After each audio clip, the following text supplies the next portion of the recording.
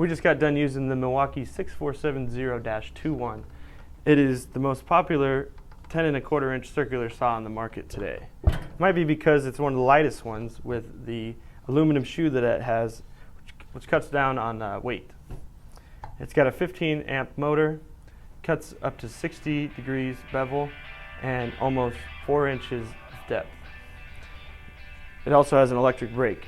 It also comes with this awesome case. I think it's really pretty sweet metal case. So let's show you some of that footage of when we were using it earlier.